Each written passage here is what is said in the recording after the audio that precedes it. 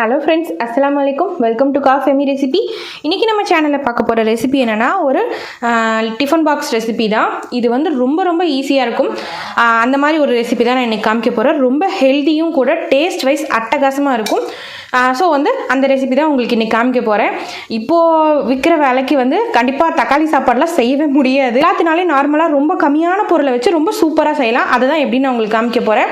அதுக்கு நான் இன்றைக்கி ஒரு ப்ரெஷர் குக்கர் அடுப்பில் வச்சுருக்கேன். அதில் கொஞ்சமாக ஆயில் சேர்த்திருக்கேன், ஒரு 3 டேபிள் ஸ்பூன் அளவுக்கு. தென் 1 டீஸ்பூன் அளவுக்கு நெய் சேர்த்திக்கோங்க. இது ஆப்ஷன் தான், வேணுன்னா நீங்கள் நெய் சேர்த்தலாம், இல்லைன்னா நீங்கள் ஆயிலே ஆட் பண்ணிக்கலாம். தென் 1 பட்டை, 1 கிராம்பு, ஏலக்காய் 3 சேர்த்திக்கோங்க. சேர்த்திட்டு கொஞ்சமாக இதில் கடுகு சேர்த்திக்கோங்க. நெக்ஸ்ட்டு கொஞ்சமாக வெந்தயம். இதெல்லாம் நல்லா பொரியட்டும். இப்போ இதெல்லாம் நல்லா பொரிஞ்ச உடனேயும் இதில் கொஞ்சமாக வெங்காயமும் கருவேப்பிலையும் சேர்த்துக்கலாம். நீங்கள் சின்ன வெங்காயம் சேர்த்துறதுனால சேர்த்திக்கலாம், ஹெல்தி ஆப்ஷன் தான். நான் வந்து சின்ன வெங்காயமும் பெரிய வெங்காயமும் மிக்ஸ் பண்ணி சேர்த்திருக்கேன். தென் 2 பச்சை மிளகாவை கீரி கட் பண்ணி சேர்த்திருக்கேன். இப்போ இதெல்லாம் நல்லா வணங்கட்டும். இப்போது இந்த வெங்காயம் எல்லாம் நல்லா வணங்கினோடனையும் ஜஸ்ட்டு ஒரு பிஞ்ச் அளவுக்கு பெருங்காயத்தூள் சேர்த்திக்கிறேன். சேர்த்திட்டு நெக்ஸ்ட்டு 1 டீஸ்பூன் அளவுக்கு இஞ்சி பேஸ்ட்டும் 1 டீஸ்பூன் அளவுக்கு பூண்டு பேஸ்ட்டும் மட்டும் சேர்த்திக்கிறேன். அதிகமாக தேவைப்படாது, ஜஸ்ட்டு 1 டீஸ்பூன் அளவுக்கு சேர்த்துனிங்கன்னா போதும்.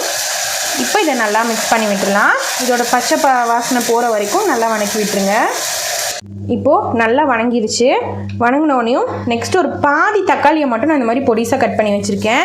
அதை சேர்த்துனா போதும். இந்த ரெசிபிக்கு தக்காளி அவ்வளோவா அதிகமாக தேவைப்படாது. இந்த காலகட்டத்துக்கு தகுந்த மாதிரி ரெசிபின்னு வச்சுக்கோங்களேன். இப்போ இதை நல்லா மிக்ஸ் பண்ணி விட்டுடலாம். இதுவும் நல்லா வணங்கட்டும். இப்போ இதில் ஒரு பிஞ்ச் அளவுக்கு மஞ்சள் தூள் சேர்த்திக்கிறேன். நெக்ஸ்ட்டு அதெல்லாம் வணங்கினோடனே நெக்ஸ்ட்டு 1 டீஸ்பூன் அளவுக்கு சீரகத்தூள் சேர்த்திக்கிறேன். இது வந்து ஆப்ஷன் தான், சேர்த்துனிங்கன்னா நல்ல மணமாக இருக்கும். அதுக்காக இப்போ சப்போஸ் நீங்கள் பெரியவங்களுக்கு செய்கிறதா இருந்ததுன்னா இந்த ஸ்டேஜில் சாம்பார் தூள் வந்து 1 டீஸ்பூன் அளவுக்கு சேர்த்திக்கோங்க. அப்போ உங்களுக்கு நல்லா கொஞ்சம் காரமாகவும் வாசனையாகவும் இருக்கும். இல்லை நீங்கள் குழந்தைங்களுக்கு செய்கிறதா இருந்தால் சாம்பார் தூள் போட்டிங்கன்னா காரம் வந்துடும். ஏன்னா நம்ம மிளகா போட்டிருக்கோம் இல்லையா, ஸோ வந்து சாம்பார் தூள் தேவையில்லை. நான் வந்து குட்டீஸ்க்கு செய்கிறனால சாம்பார் தூள் போடலை. இப்போது அரிசி பருப்பெல்லாம் உங்களுக்கு நான் எந்த அளவுக்கு போட்டேன்னு சொல்லி மெஷர்மெண்ட் காமிச்சிடறேன். அது ரொம்ப முக்கியம். பாருங்கள், இந்த மாதிரி படியில் நான் வந்து 1 படி அளவுக்கு அரிசி எடுத்திருக்கேன். ஓகேவா, 1 படி அளவுக்கு அரிசி எடுத்து அதை நைட்டே ஊற வச்சுட்டேன். காலையில் குழந்தைங்களுக்கு டிஃபன் பாக்ஸ் செய்கிறனால நீங்கள் நைட்டே ரைஸை ஊற வச்சிட்டிங்கன்னா உங்களுக்கு காலையில் சமைக்கும் போது ரைஸ் ரொம்ப சாஃப்டாக ஃப்ளஃபியாக வரும். இது ஒரு சின்ன டிப் தான். ஸோ நைட்டே நான் ஊற வச்சுட்டேன். இந்த அளவுக்கு ஒரு படி அளவுக்கு அரிசி எடுத்து ஊற வச்சுட்டேன். பருப்பு வந்து இதில் அரை கப் அளவுக்கு நான் துவரம் பருப்பு எடுத்திருக்கேன். எந்த கப்பில் நீங்கள் எடுக்கிறீங்களோ அது இதுதான் மெஷர்மெண்ட்டு. 1 படி அளவுக்கு அரிசி எடுத்திங்கன்னா அரை படி பருப்பு. ஓகேவா, இதுதான் மெஷர்மெண்ட்டு. இந்த மாதிரி நான் எடுத்துகிட்டு ரைஸை வந்து நான் நைட்டே ஊற வச்சிட்டேன். ஊற வச்சு அது நல்லா ஊறிடுச்சு. பட் வந்து பருப்பை வந்து நீங்கள் கூடவே வந்து நைட்டு ஊற வைக்கக்கூடாது. நீங்கள் சமைக்கிறதுக்கு ஒரு 1/2 அன் ஹவருக்கு முன்னாடி, அதாவது காலையில் நம்ம எந்திரிச்ச உடனே பிரேக்ஃபாஸ்ட் செய்கிற டைமில் வந்து பருப்பை வந்து தண்ணியில் போட்டுருங்க. அந்த அரிசி கூடவே நீங்கள் ஊற வச்சுருங்க. ரொம்ப நேரம் ஊறிச்சுன்னா பருப்பு வேகாது. ஸோ நான் வந்து இப்போது 1 கப் அளவுக்கு அரிசியும் அதில் வந்து அரை கப் அளவுக்கு நான் வந்து பருப்பையும் ஊற வச்சு எடுத்திருக்கேன். இப்போது இதுக்கு தண்ணி மெஷர்மெண்ட் எப்படின்னு கேட்டிங்கன்னா, இப்போ நம்ம இதே கப்பு இதில் வந்து 2.5 கப் அளவுக்கு தண்ணி எடுத்திருக்கேன். அதாவது ரைஸுக்கு வந்து 2 கப்பும், பருப்பு எந்த அளவுக்கு எடுக்கிறீங்களோ அதே அளவுக்கு மட்டும் தண்ணி ஊற்றுனீங்கன்னா போதும். எச்சா ஊற்றுனீங்கன்னா குழஞ்சிரும். ஸோ நான் 2.5 கப் இதில் வந்து தண்ணி எடுத்திருக்கேன். ஓகேவா, இப்போது நான் வந்து எப்படி பண்ணுறதுன்னு காமிக்கிறேன். இப்போது எல்லாம் நல்லா வணங்கிருச்சு. இந்த 2.5 கப் அளவுக்கு தண்ணியை நான் உள்ளே ஊற்றிடுறேன்.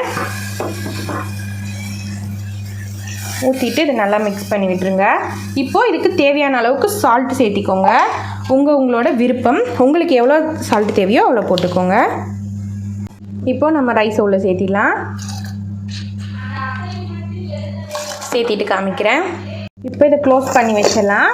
க்ளோஸ் பண்ணிவிட்டு 3 விசில் விட்டுட்டு நான் ஓப்பன் பண்ணிவிட்டு காமிக்கிறேன். இப்போது 3 சவுண்டு வந்து விசில் வந்து அடங்கிடுச்சு. ஆஃப் பண்ணிட்டேன்.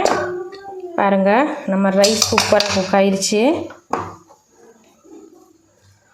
பாருங்கள் எப்படி தனித்தனியாக எப்படி இருக்குன்னு பாருங்கள். சாஃப்டாக இருக்கும். எவ்வளோ நேரம் ஆனாலும் இந்த சாப்பாடு வந்து சாஃப்டாகவே இருக்கும். கண்டிப்பாக ட்ரை பண்ணி பாருங்கள். ரொம்ப கம்மியான பொருள் இருந்தால் போதும். இது மேலே கொஞ்சமாக கொத்தமல்லி இலை தூவி விட்டுட்டிங்கன்னா பருப்பெல்லாம் பாருங்கள் எப்படி வெந்து குழஞ்சி சூப்பராக வந்திருக்கு. சூப்பராக இருக்கும். கண்டிப்பாக நீங்களும் இதே மாதிரி ட்ரை பண்ணி பாருங்கள். ரொம்ப ரொம்ப ஈஸி பட் ஹெல்த்தியும் கூட. கண்டிப்பாக ட்ரை பண்ணி பார்த்துட்டு எப்படி இருக்குன்னு சொல்லி எனக்கு லைக் பண்ணுங்கள், ஷேர் பண்ணுங்கள், கமெண்ட் பண்ணுங்கள். என் சேனல் பிடிச்சிருந்தா சப்ஸ்கிரைப் பண்ணுங்கள், பிடிக்கலனாலும் சப்ஸ்கிரைப் பண்ணுங்கள்.